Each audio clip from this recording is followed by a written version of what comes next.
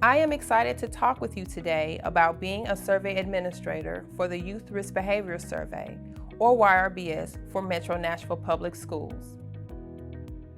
In this short video, I will talk about the purpose of the YRBS, explain how your classroom was selected, discuss some strategies needed to successfully conduct the survey, and lastly, go over how to complete the classroom information form, which is required for each classroom.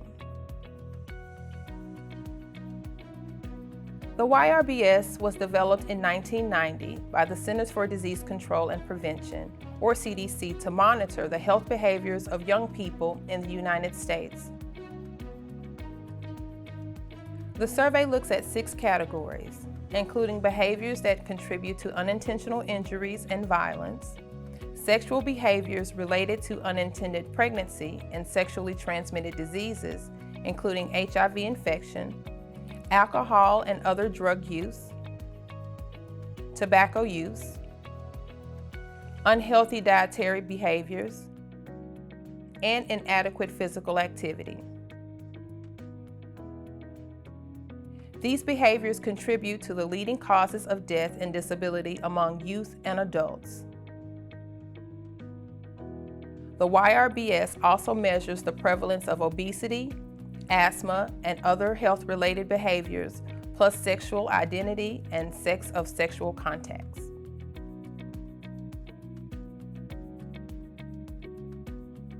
The YRBS is self-administered in a proctored environment during the school day. Survey procedures are designed to protect the privacy of students by allowing anonymous and voluntary participation. This year's survey has up to 99 questions, including questions that will be considered sensitive regarding the student's sexual orientation, gender identity, and adverse childhood experiences. The survey is not a test of your students or your school. Students do not provide their name, and survey results will never be reported by name, class, or school. Some parents may not want their child taking part in the survey, and they will have the opportunity to opt their child out. Passive parental permission forms will be included in this year's First Day Student Handbook. A permission form only needs to be signed and returned if a parent does not want their child to participate. All other students in the class are eligible to take the survey. A list of the students who do not have permission will be obtained from each school, and the students' names will be shared with the appropriate teacher. This will ensure that only those students who are eligible are given an opportunity to take the survey.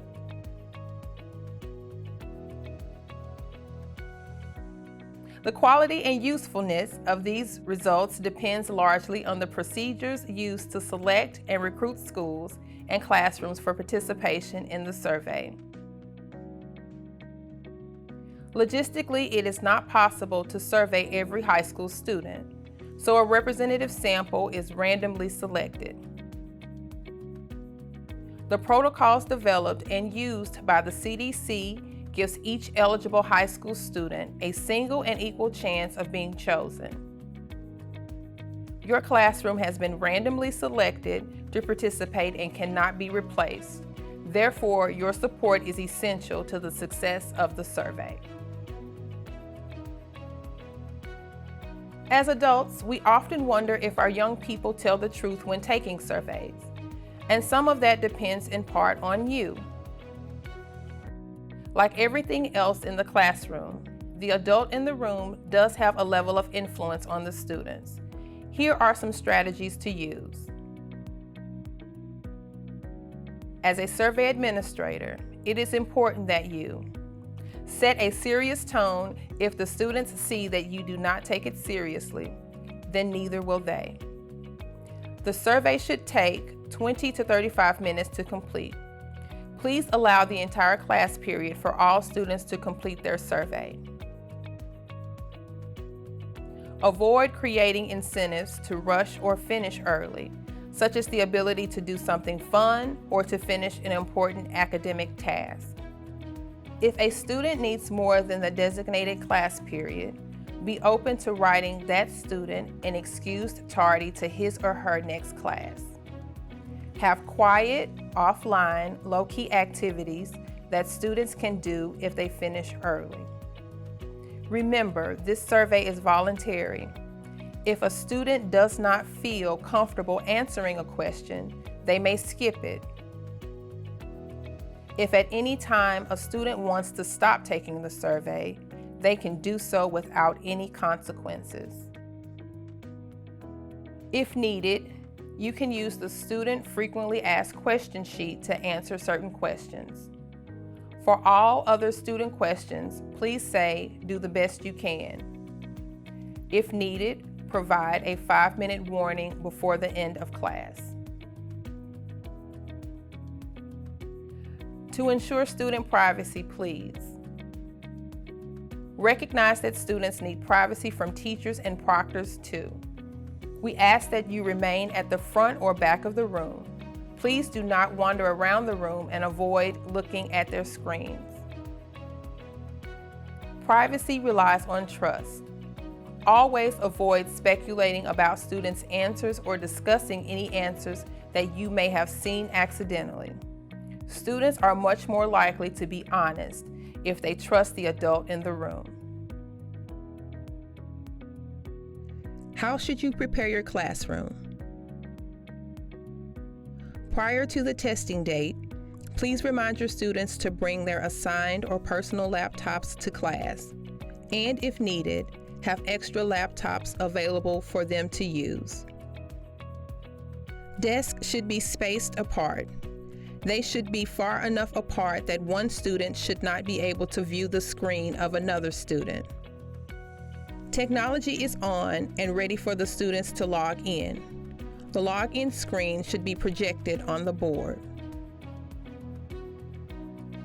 Write the password to the survey on the board. Obtain the password from your school's contact person. Without the password, the students will not be able to access the survey. Put the rules on the board.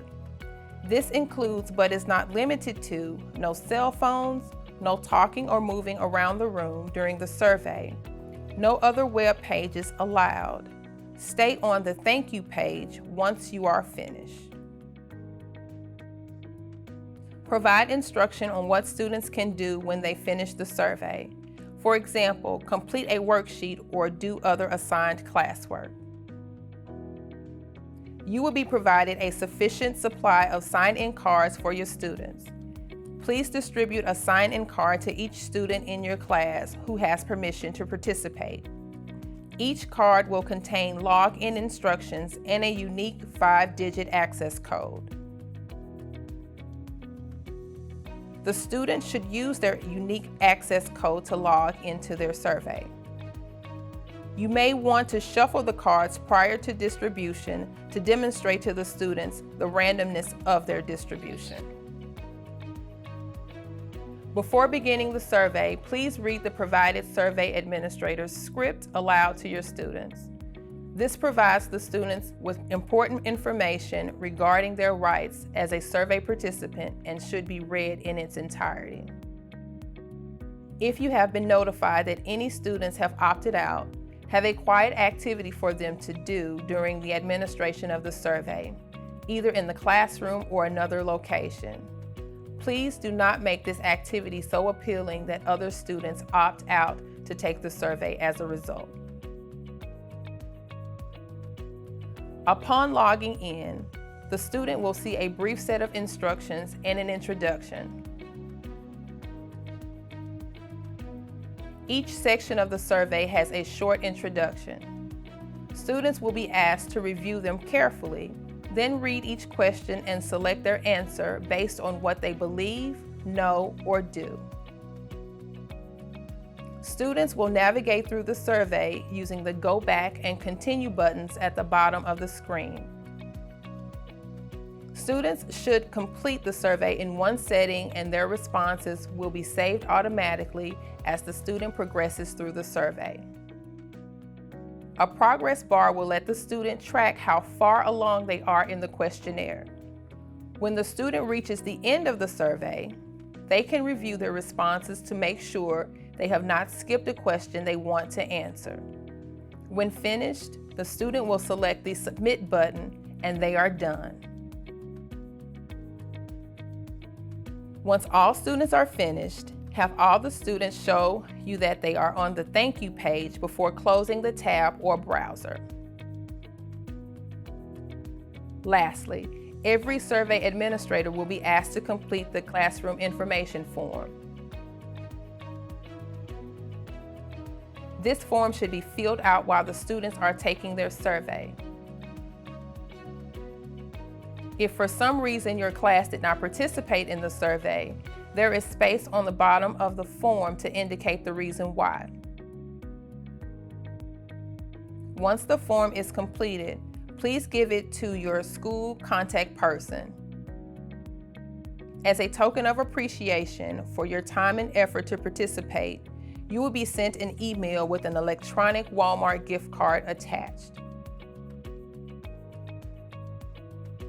As educators and public health professionals, we know that healthier students are better learners.